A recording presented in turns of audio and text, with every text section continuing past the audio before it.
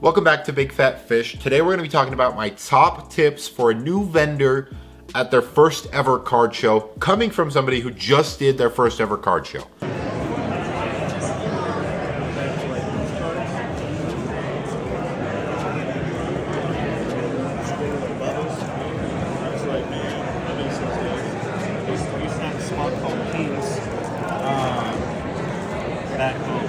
I went into the card show with about $2,000 in inventory to set up at the table, and I was able to do over $1,000 in revenue in just one day at a fairly small local card show. So I was able to do it, and what should you expect going into your first card show?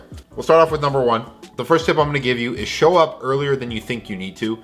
If you're planning on showing up early, show up earlier than that. It's always good to be able to have time to set your table up, especially if you've never been to a card show, if you've never been to that specific card show.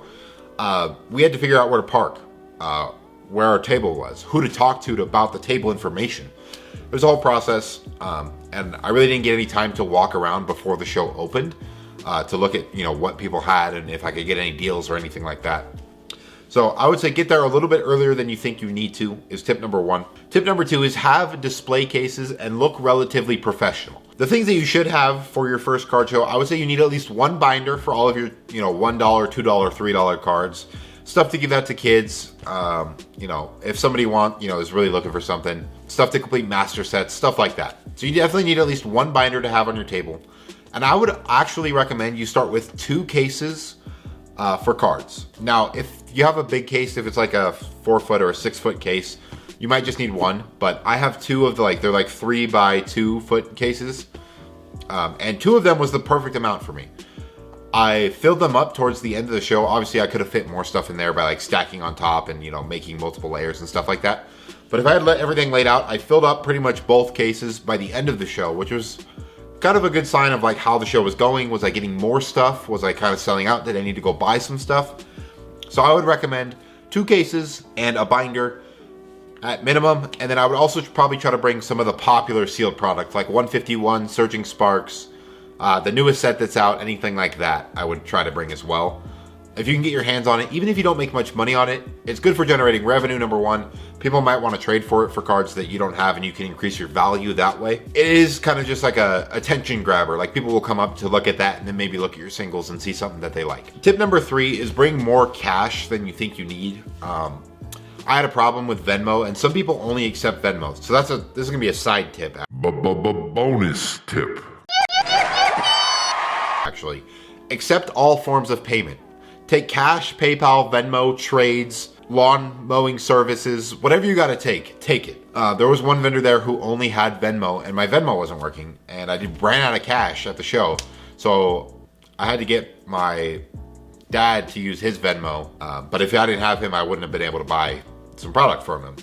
So, side tip, take all forms of payment as a vendor, and number 2, bring a lot of cash, because you're gonna need a lot of cash for change. People are gonna wanna sell you stuff. You're gonna wanna buy stuff for your personal collection. It's just gonna happen. So be prepared for everything like that. Tip number 4, and arguably I would say one of the most important tips, is bring somebody with you for your first show. Whether it's your mom, your uncle, your grandpa, your grandmother, your girlfriend, your boyfriend, your husband, your wife, your dog, somebody. Bring somebody with you. You really need, you don't need 2 people. You can do it with 1 person. It makes everything so hard. You don't have a chance to run to the bathroom. You can't go get food. You can't go get a drink of water. You can't forget something in the car. If you have 2 people, somebody always there to watch your table while either the other person goes and does something or you go and do something. Maybe you're going to walk around the show to buy cards. Definitely bring 2 people if you can. If not, it's possible to do it with 1. It might be a rough time, and maybe try to make some friends with some vendors that are right next to you. How do you do, fellow kids? What? My 5th tip, find a good way to document all of your sales. I have a big spreadsheet, and I've been relatively detailed in my spreadsheet so far, and I thought that I didn't even think about it going into the show. And then, I got a sale or 2 in, and I was like, oh, I should probably write this down. I'm gonna have no idea what I sold, what price, what I traded for, what cards I got, what cards I got rid of. Whether it's you take photos, you have your spreadsheet with you to write it down on, you have a notebook, detailed system of taking notes. Make sure you think about it before you go. Just have something ready in the back of your mind. Be like, Every time I get a sale, I'm going to take a picture of it. Every time I get a sale, I'm going to write it down in my notebook really quick. Or I'm going to use Excel. Something like that. You need something like that, 100%. Probably my final tip, it's really not that complicated. Like, don't make it harder than it seems, right? The basics of kind of selling to any person in any situation. Be friendly, be kind, be outgoing, be informative, right? Those basic things apply, obviously. But my last tip is going to be go before you're ready.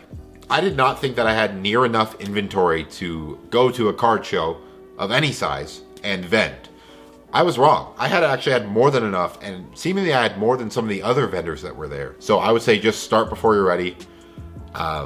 You know, pay the $80 for a table, buy the $150 2 display cases from Amazon, and just go do it. Have a good time. Even if you don't sell anything, even if it's mostly sports cards, even if it's, you know, you don't make your money back, it's, number one, it's a good learning experience. Number two, you'll see if you actually like it or not.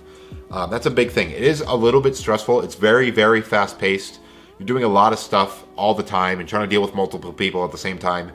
Sometimes it gets a little bit overwhelming. So if that's something that you like I do, I really enjoy that kind of work and, like, you know, being busy all the time. It was a perfect fit for me. I really enjoyed it. I like talking to people. I like chatting about cards and stuff. So it worked well for me. Obviously, I'm doing YouTube. I'm a little bit outgoing. It worked well for me. And I really enjoyed it, and I'm going to go to more. So I'll try to get some more content at the next show. I hope you guys enjoyed this video. I hope it was helpful. Comment something down below that you learned at your first card show, whether that's from buying, selling, just watching other people sell, other people buy, things that you think are important to have. Let me know down in the comments. I'd be happy to learn from you guys as well. I'm sure there's people that are going to see this that have done more shows than me. So I appreciate you guys for watching, and I will see you guys in the next video. If you want to see this week's revenue and the card show's revenue specifically, go ahead and click on this video right here. I go into every single card that I sold in the last week, including the card show, and every single card that I bought as well. So that video will be up over here. If not, I will see you guys next time, and I appreciate each and every one of you for watching. Bye!